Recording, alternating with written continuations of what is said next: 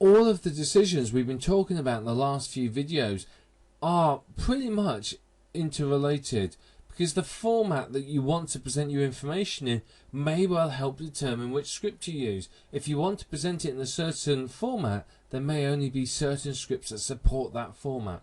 So you need to understand what format you want to present the information in. Whatever format you choose, it has to be suitable for your niche. Remember, your niche may or may not respond to particular formats of information, so make sure it's something your niche is interested in. Now, the first is what's been termed a fixed term membership. A fixed term membership is a really, really great idea. It's a good idea for an autopilot business because the content's delivered over a fixed term. So I can either use a script, or the more popular one is to use an autoresponder. If it's a 6-month course with content delivered each week, all you do is you preload your autoresponder. Members sign up, become a member, sign up to the autoresponder, and then they get delivered the content over a 6-month period. So it's very, very good. The autoresponder sends it out once a week. No more involvement from you. You can concentrate on marketing it or on other businesses. So the content is sent out each day or each week or each month, depending upon what you're going to do. I wouldn't recommend sending it out once a month for a fixed term membership. That sort of thing. A fixed term membership tends to be a bit more intensive. It tends to be once a week, simply because you're keeping more in contact with your members. You're more interactive with them then, and you're constantly reminding them that you're there and you're someone that they want to do business with. You either bill a weekly, monthly for that fixed period of time. I'd recommend billing monthly. This is very much a psychological issue more than anything else. A lot of people don't like to pay for things weekly. If you bill them weekly, it seems like a lot. You may only be billing them $5 or $10 a week, but they may think, well, that's an awful lot. I'm paying lots of money very often. Whereas if you bill them on a monthly cycle, they're used to being charged monthly. If you think about it, most of your bills you pay monthly. Your mortgage or rent, you typically pay monthly. So people are used to monthly payments. So monthly payments are often much, much better for this. Now, obviously, they're paying in advance. So you bill them now, that's for the next month's content. So fixed term memberships are very, very good because of that. Now, the other option is a one-off payment. So this is where you basically they pay once for lifetime access. So again, this would be a good model for delivering a product, for example. It's great for any content which isn't delivered over time. So if you're just delivering a product, or you just want to get people into a site so that they can become members and you can market to them, a one-off payment is perfect. It pretty much can be used for any product in order to make your buyers much more active. Now, the next option is monthly payment. Now, fixed term memberships can often be monthly payments, but they are for a fixed term. Monthly payments often tend to be pretty much until they're cancelled. So it could be for a fixed term, or typically in the example here, it's recurring until the buyer leaves your site. The content typically will be delivered via some sort of script. It'll either be drip fed by the script or added manually by yourself every month or every period of time when they're expecting it. Monthly payment is good for things like a PLR or a resale rights membership. Those fit very nicely into the monthly payment model. Or pretty much any site where content is going to be delivered over a long period of time, and there's always going to be new things added. Maybe an interview site, or a sports team site, or social networking site, something like that. They can often work well as monthly payments. The other formats, again, these are ideas. If you're in the internet marketing niche, you may want to look at a private label rights site where you sell private label rights products. You can either create them yourself or outsource them. Bear in mind, if you're outsourcing them, you have to be able to recoup the cost for that from your members. Master resale rights sites, or a combination of the two. Those tend to work very, very well indeed. You can also create social networking sites. Create social networking niche sites and then charge for different levels of membership. That's a very, very good idea as well. Or the final option is product delivery or training sites. How to look after your hamster, how to restore your classic Mustang, whatever it might be. Things like that. How to train your horse. All of these could be potential formats. There's a lot of ideas here and a lot of information, and you need to sort of clarify in your head what options you're going to pick, basically. Which formats are going to work for you, which formats work for your niche, how can you package the information in such a way that it fits nicely into a membership site.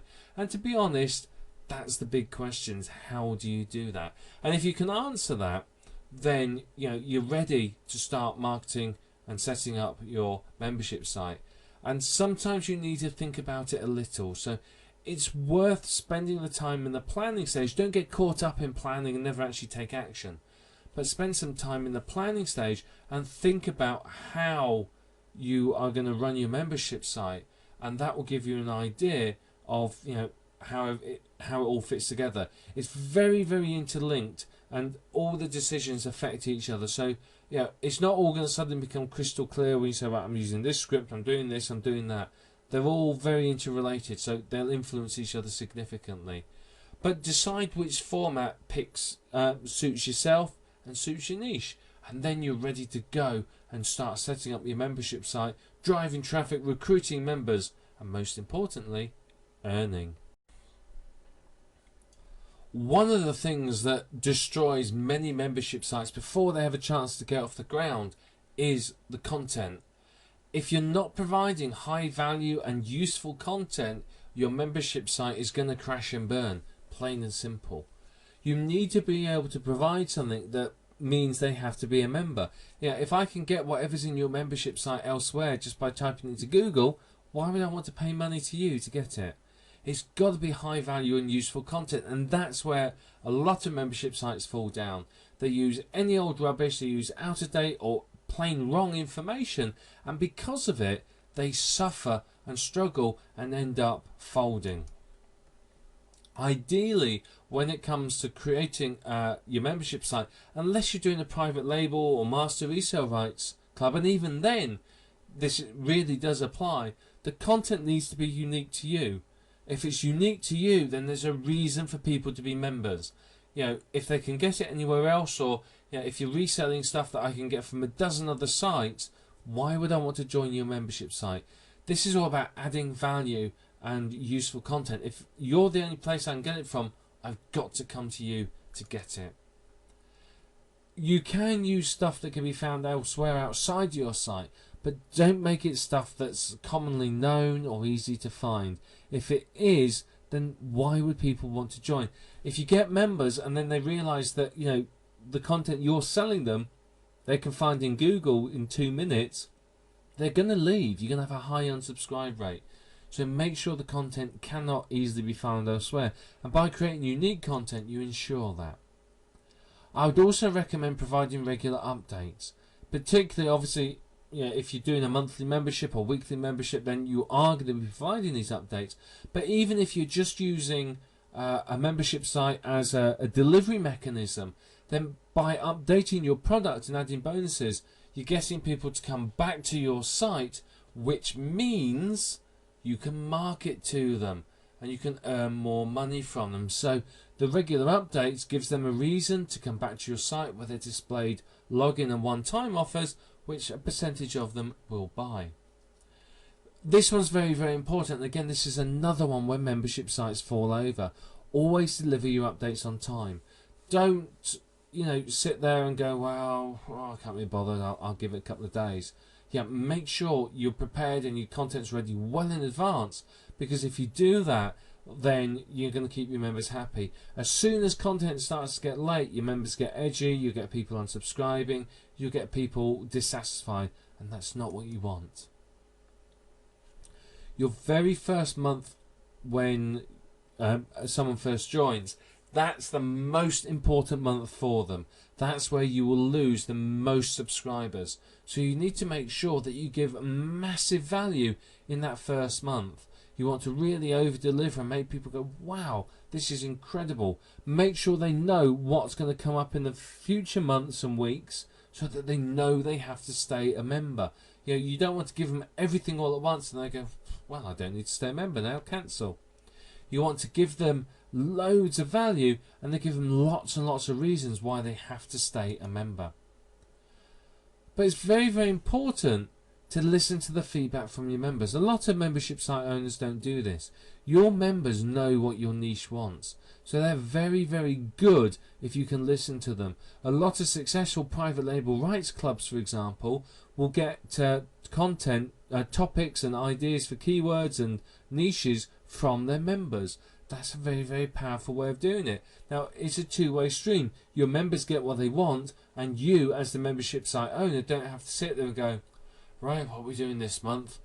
You've got ideas coming out your ears from your members. But the feedback encourages an interaction which builds a sense of community and loyalty to you and the site, and that can really, really help you.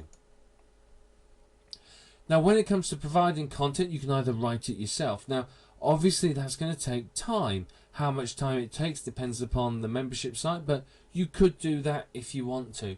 If your budget is limited, that may be where to start. You could hire or interview experts. Yeah, depending on the niche, many experts will be more than happy to be interviewed. It promotes them and boosts their ego and boosts their business. But you could even hire some experts, maybe pay them a percentage of the profits. Alternatively, you can hire freelancers. Get a decent freelancer, and again, not going to go into details about how you do that. There's plenty of other information on that.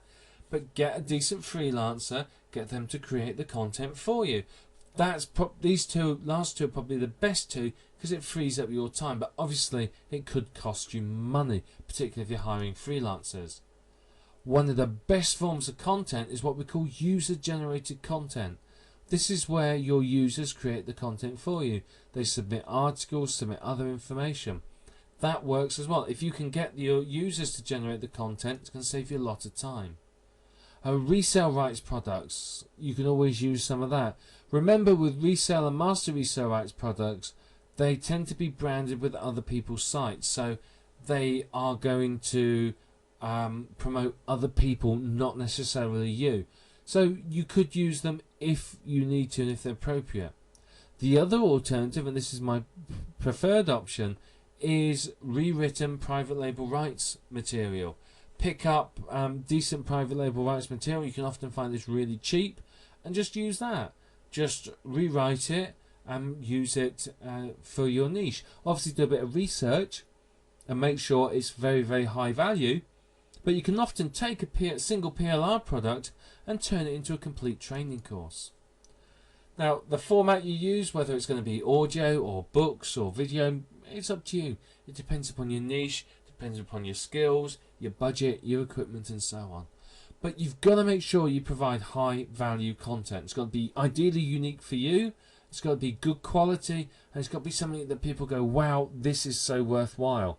You don't want it to be anything where they look at it and go, yeah, whatever, because that means unsubscribed. So make sure it's good quality, and this gives you some hints and tips of where to find the content.